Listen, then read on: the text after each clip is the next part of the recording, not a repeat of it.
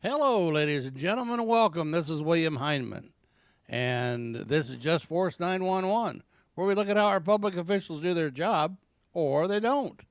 Hey, guys, this one I did yesterday, or a day or so ago, but I'm doing it again because we have body angles now, body camera angles. Hey, if you would, real quick, hit the subscribe button for me, like and share, excuse me. The thumbs up, and leave me a comment, please. This young man was pulled over because it wasn't raining out, but he didn't have his headlights on. And, you know, the way these cops act, they're deputy sheriffs, is just absolutely asinine. Now, when the video hit the YouTube, social media, all of a sudden the sheriffs are going, oh, we're going to have to look into this and see what's going on. This is a travesty. They're going to look into themselves. Really? I don't know how many times we've heard this. Same crap from the same people all the time.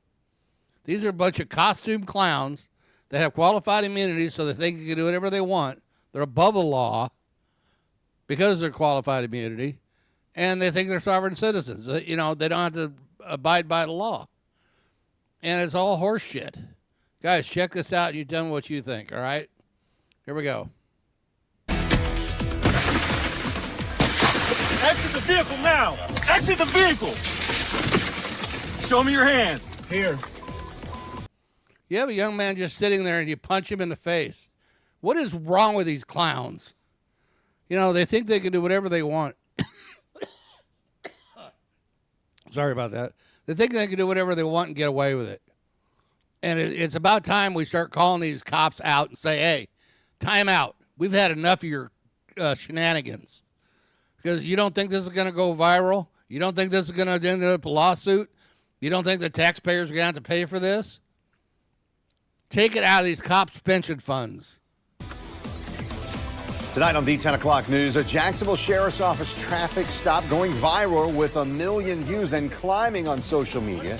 Now we see all the angles of the interaction. I'm about to break a window. All right, go for it. Exit the vehicle now! Exit the vehicle! Show me your hands.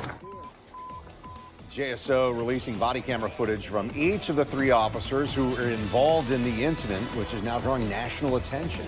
After roughly 4 minutes of asking Will McNeil Jr. to get out of his car, officers smashed through the window, pulled him out of the car, and pinned him to the ground, telling that driver to stop resisting. The viral traffic stop now. Now we can actually see he wasn't resisting. They just say this because that way when they go to court, they can tell the judge, oh, he was resisting, when he wasn't resisting. Wow, they're liars. Imagine that. Prompting questions of drivers' legal rights and demands of transparency from the Jacksonville Sheriff's Office. This incident happened back in February, but McNeil just posted the video on social media this past weekend. Sheriff T.K. Waters says an internal department investigation into the officer's conduct. And the no seatbelt? Are you kidding me?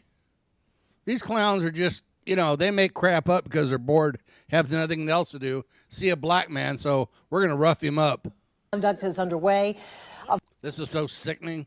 Violent altercation that all began when police noticed McNeil's headlights weren't on.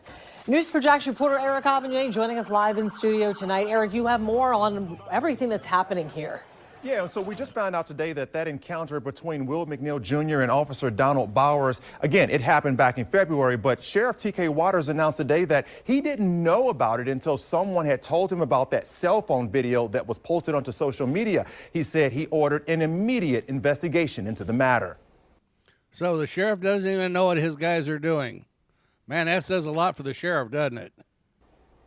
This is the cell phone video that has since gone viral after it was posted onto social media. Exit the vehicle! You just saw 22-year-old Will McNeil Jr. being punched in the face by JSO officer Donald Bowers during a traffic stop. Now, here is the newly released body cam video showing how it all began. Yes, sir.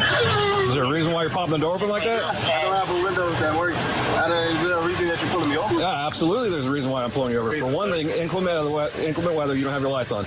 Two things, you're not wearing your seatbelt. It's daylight. I don't need the lights. And it's not weather. It's not raining. Oh, this is inclement? It's not raining. Okay, I'm not arguing with you. I'm telling you why I'm pulling you over.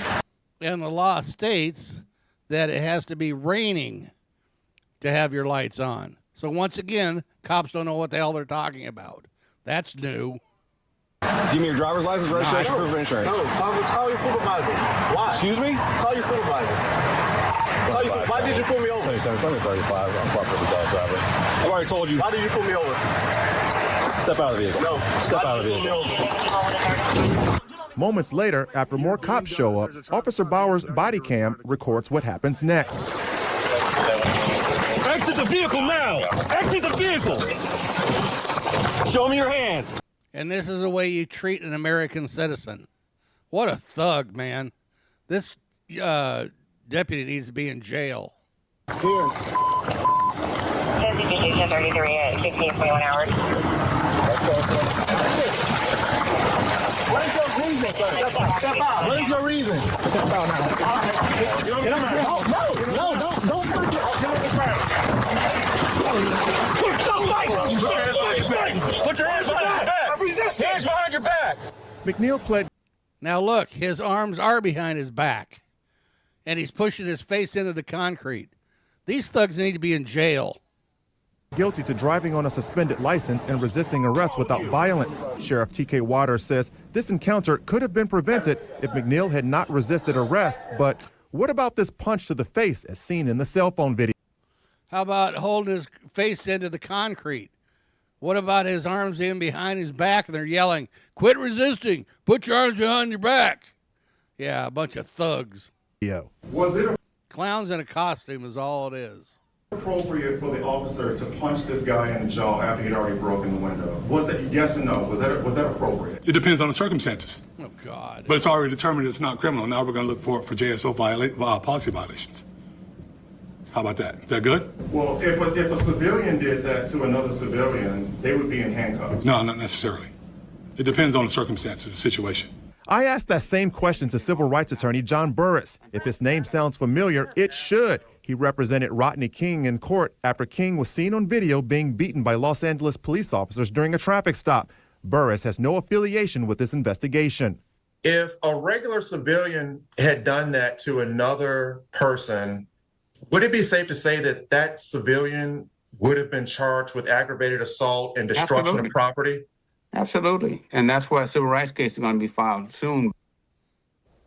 Now, McNeil is being represented by civil rights attorney Benjamin Crump and Harry Daniels. And when I spoke with Burris, he showed interest in joining those attorneys in this case to create what he would call a legal dream team. So one of the things that Sheriff did today, we learned a lot. We saw the additional body camera videos there.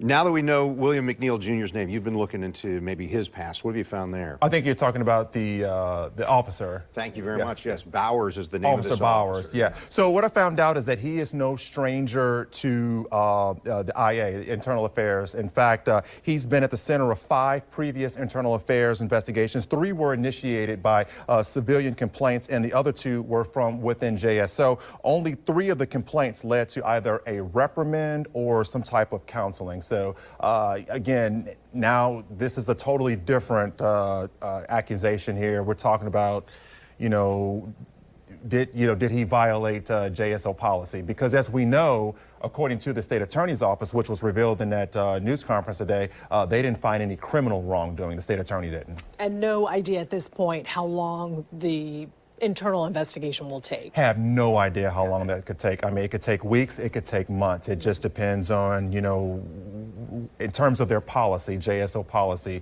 what did they deem that if a policy was broken? Mm-hmm. Eric, thank you. Well, at least the sheriff's department's going to look into themselves, see if they did any wrongdoing. What a joke, man. An absolute joke. And you people out there are willing to put up with this. Tell you what, make sure you always film the police and your public officials. So you can't tell them, you can't trust them to tell the truth. And guys, I hope this young man gets what he deserves in the lawsuit. And instead of the taxpayers paying for it, let's take it out of the pension funds. Let's see how funny it is then. See how this clown likes having his pension fund ravaged. What a joke, man. A thug with a badge and a gun has no reason that this man should have a gun or a badge or be anywhere near people with authority. What a clown. Guys, have a good one.